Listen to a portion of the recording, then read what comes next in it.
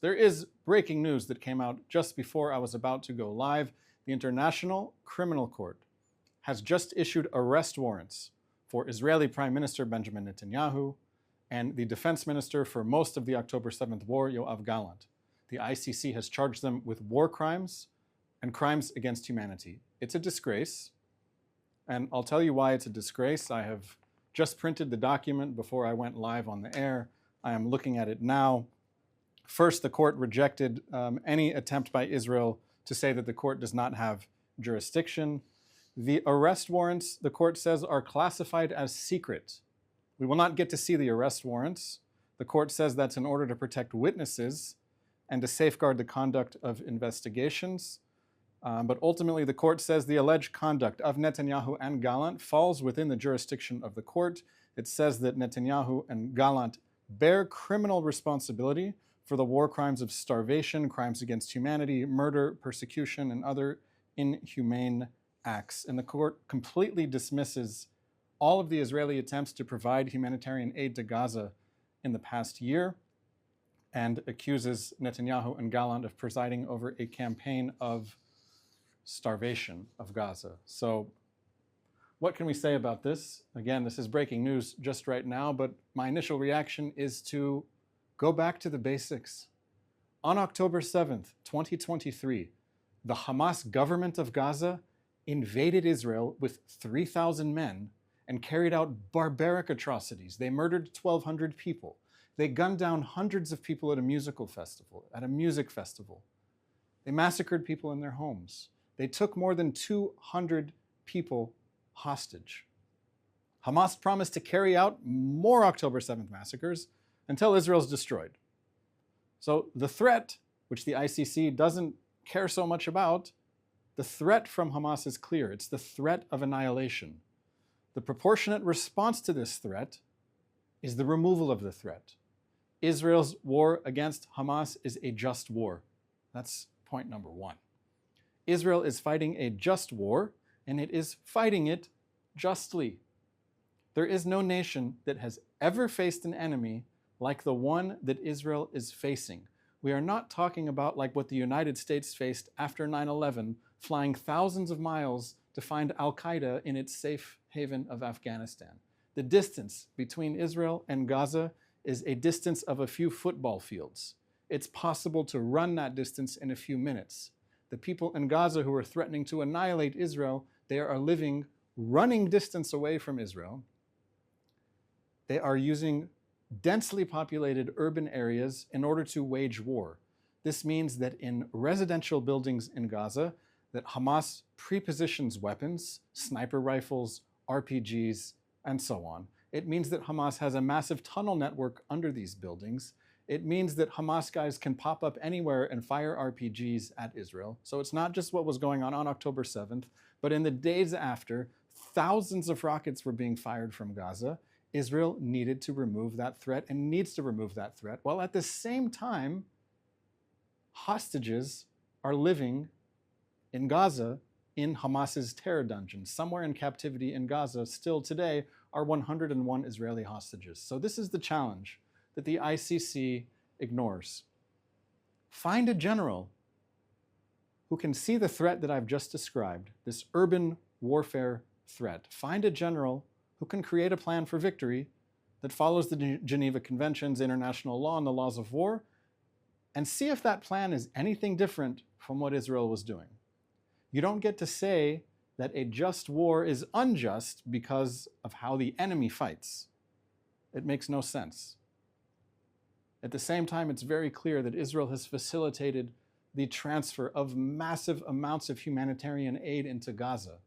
Food, water, medicine, shelter equipment, medical equipment, all of it can go into Gaza.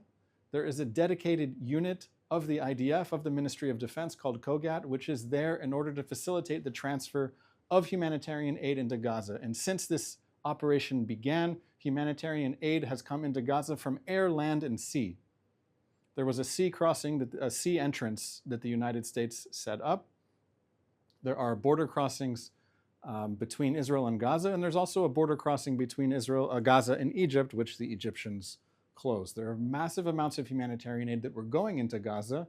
The international aid agencies failed to step up to the plate and distribute that aid effectively. But the truth is, it's hard in the middle of a war when Hamas is using these urban areas to attack Israel. Those same urban areas are places where people are in need of humanitarian aid. So it's a question of who's going to risk their life in the middle of a war to deliver like Amazon Prime to someone's doorstep at the last possible moment. This is not realistic.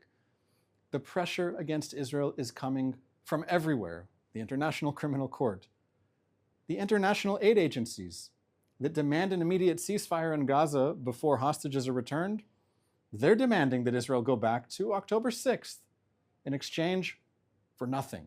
The international aid agencies that are eager to cooperate with Hamas in Gaza, Gaza's civilian police, as they call them, these aid agencies are demanding that Israel go back to October 6th when Hamas was free to prepare for war, and international organizations like UNRWA provided services to Palestinians that the Hamas government should have provided but didn't because it was focused on preparing for war. Right now, this one is hard to believe. Right now, international aid agencies are asking Israel to allow more cigarettes into Gaza. Yes, international aid agencies want the people of Gaza to have a normal life with access to cheap cancer sticks, while the Hamas rapist regime that the people of Gaza cheered for on October 7th continue to hold 101 Israeli hostages. It's unbearable. The answer is no. The UN Security Council that just tried to pass a resolution calling for an immediate ceasefire in Gaza before the release of hostages, they're demanding that Israel go back to October 6th. Only a US veto from the Biden administration prevented this anti-Israel measure from passing the Security Council. The UK and France voted in favor. They want to go back to October 6th. It is shameful to demand an immediate ceasefire that is not conditional on the immediate release of all of the hostages. The pressure against Israel isn't just coming from the ICC or the UN or international organizations, it's coming from elected officials in the United States, many of whom would tell you that they are pro-Israel. I'm talking about the roughly 1/3 of Democrats in the United States Senate who voted to suspend the transfer of some offensive weapons to Israel. They are demanding that Israel go back to October 6th. The resolution spearheaded by Senator Bernie Sanders didn't pass, thankfully. Some of the senators who voted in favor of the measure said they support the transfer of what they call defensive weapons, like anti-missile systems. They are okay with Israel shooting missiles out of the sky, but they aren't okay with Israel shooting the missiles while they're on the launch pad. This is October 6th thinking. They need to know the Iron Dome saves a lot of lives, but the Iron Dome doctrine led to the October 7th massacre. Sitting and waiting for terrorist armies to attack is not an option. Israel will not allow terrorist armies to mobilize on its border ever again. Not in Gaza, not in Lebanon, not on any border. There is enormous international pressure on Israel to end its war against Hezbollah in Lebanon without any guarantees that there won't be another war soon. There are more than 60,000 Israelis who fled their homes because Hezbollah was shooting at them. They can't go back home if Hezbollah remains armed in close range. There is enormous international pressure on Israel to allow the same conditions that existed in Lebanon for the past 2 decades to continue to exist forever.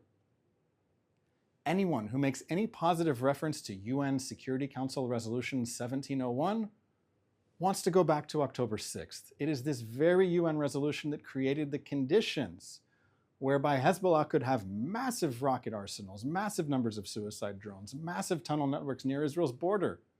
A return to a framework of empty UN Security Council resolutions is a return to October 6th thinking. The people of Israel are not going back to October 6th. We don't want ceasefires. We don't want UN resolutions. We want peace. We want peace. Wars should end with peace. There's an essay I recommend you all read today in the publication called Unheard. The author is Shani Moore. He writes, across the West, diplomats and experts have settled on a consensus for solving the ongoing Arab-Israeli war, one that reveals exactly why international diplomatic efforts have consistently failed. At its core, this approach focuses on restoring the very ceasefire conditions which Lebanon and Hezbollah violated last year while avoiding any mention of even the desirability of peace, something Lebanon would benefit from more than any other party. In failing to recognize this, our international diplomats embody all the pathologies and failures that have come to define their contribution to this decades-long conflict. To that, we can also add the International Criminal Court saying that Israel is not allowed to defend itself against its neighbors that seek to wipe it off the map. Let's take some questions from people who are watching live on our social media streams, Instagram, Twitter, YouTube. Let's go. Thank you, Daniel. This is a question we received on Instagram stories. What should Israel do in response to the warrants issued by the ICC? The question of what should Israel do implies that Israel has a real choice.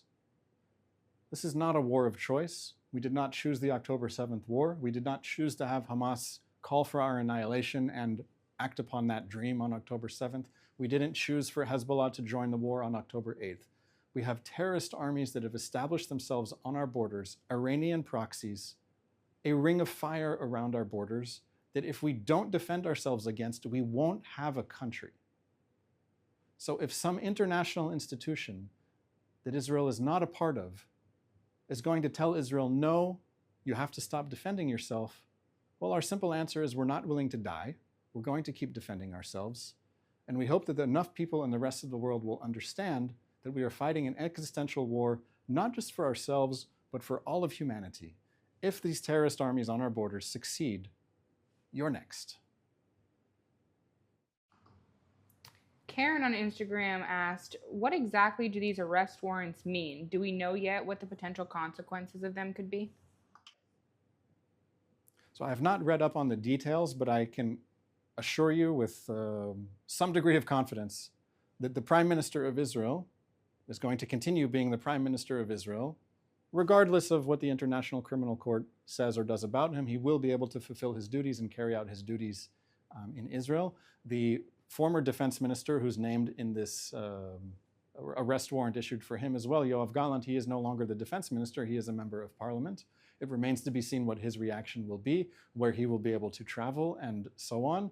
I also didn't mention that the ICC also issued arrest warrants for Ismail Haniyeh, Mohammed Deif, and Yahya Sinwar, but these guys are the heads of the Hamas regime that carried out the October 7th massacre, and they have been removed on the battlefield, so they will not be having to ask if they're free to travel. But in the meantime, it seems Hamas guys are pretty safe between Qatar and Turkey. Thank you, Daniel. Also from Instagram, does this affect the leaders' abilities to travel to other countries if the countries can extradite them to the ICC? Yes, it may. First of all, it depends on if a country invites you to come visit, then it's understood that a head of state or a head of government has immunity from international prosecution. But it remains to be seen if any of these countries that take the ICC seriously would consider inviting someone for a business meeting if that same person is being sought for war crimes and crimes against humanity. So ultimately, it may be a question for some of the countries like the UK, France, the EU, and others. What is their reaction going to be? And if the Prime Minister of Israel wants to come meet with them to talk about issues of mutual concern between the two countries, are they going to say yes or no? We'll have to wait and see. This is our final question from YouTube. Does the U.S. administration have any influence on the ICC? And do you think that the incoming Trump administration could do something to help? I don't know that the United States has influence on the ICC specifically. The United States is not a party to the Rome Statute, meaning that the United States does not accept the jurisdiction of the International Criminal Court. So the United States and Israel both have this in common. The United States does not accept the jurisdiction of the ICC to prosecute or issue arrest warrants for American soldiers, for example.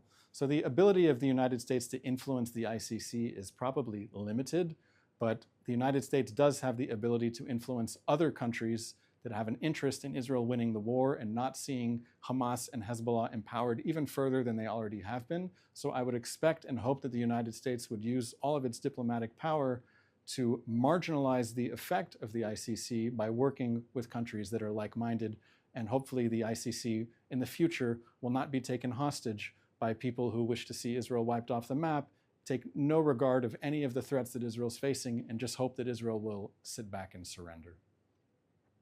That's all the time we have for today. We'll continue to follow the story about the International Criminal Court. We'll have more for you on that in the days ahead. In the meantime, we will be back Sunday, 3 p.m. Israel time, right here on the Israeli Citizen Spokesperson's Office. I'm Daniel Rubenstein. Thank you so much for watching and have a great weekend.